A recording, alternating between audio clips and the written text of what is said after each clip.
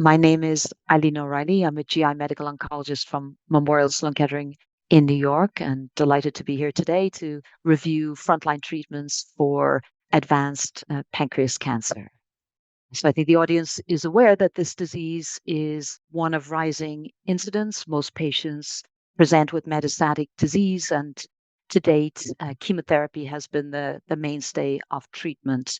And we have three main options in the frontline setting: NALIRIFOX, FOLFIRINOX or modified FOLFIRINOX, and gemcitabine and nab-paclitaxel. So just a little bit of background on FOLFIRINOX versus NALIRIFOX. They both are combinations of irinotecan-based therapy along with oxaliplatin and 5-FU. Two main differences of NALIRIFOX relative to FOLFIRINOX is the nanoparticle formulation of liposomal irinotecan that leads to higher circulation of the irinotecan and potentially higher levels at the tumor site.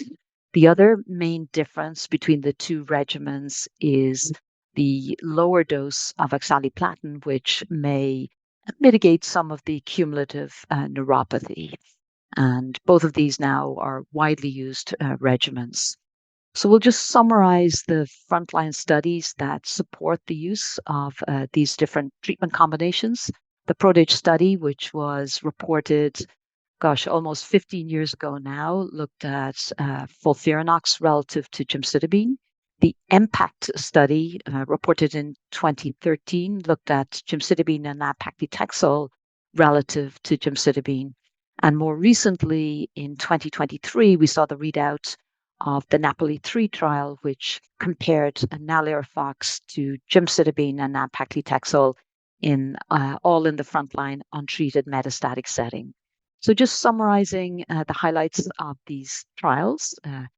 If you look at the FOLFIRINOX relative to gemcitabine study, there was a significant difference in all the key primary endpoints of overall survival, progression-free survival, and response rate. The hazard ratios were in the 0.57 to 0.47 range, all supporting substantial benefit from the combination cytotoxic regimen relative to gemcitabine. Main toxicities from FOLFIRINOX are GI and hematologic, with diarrhea, nausea, need for growth factor support being common considerations, and fatigue for this particular program. Moving to the MPACT study, again comparing gemcitabine nab-paclitaxel to gemcitabine. This was conducted in a broader patient population without limitation in terms of age relative to the FOLFIRINOX study, and more perhaps real-world community-based setting in a global trial. And once more, the combination, the doublet of gemcitabine nab-paclitaxel relative to gemcitabine, demonstrated improvement in response, progression-free survival, and overall survival. For the most part, more hematologic toxicity evident with this regimen. And in practice, commonly utilized versions are either an every other week schedule or a 2-week in a row one-off schedule, just to help with the cumulative impacts over time. So moving to the NAPOLI-3, this was also a positive study with improvement in overall survival and progression-free survival. The toxicity data speak more to GI toxicity, more diarrhea, electrolyte disturbances, fatigue, dehydration, and hematologic toxicity. So all of these regimens are now guideline approved and by many authorities approved for use in the frontline setting. So as we think about choices of treatment, think about patient preferences, the toxicity profiles, GI, perhaps with gemcitabine and nab-paclitaxel, the consideration of alopecia, and for NALIRIFOX and FOLFIRINOX, modified FOLFIRINOX, the need for a port and infusional therapy. And all of these are day-to-day considerations that are used for treatment selection. So an important consideration in practice is managing the toxicity of NALIRIFOX and modified FOLFIRINOX. So we talked about myelosuppression, GI toxicities being the main consideration. And key practical considerations are early dose adjustments, integration of hydration, and optimal antidiarrheal strategies with Imodium, Lomotil, and using growth factors. All of these collectively help to reduce toxicities, to maintain the ability to administer treatment, and to maximize the benefit over time.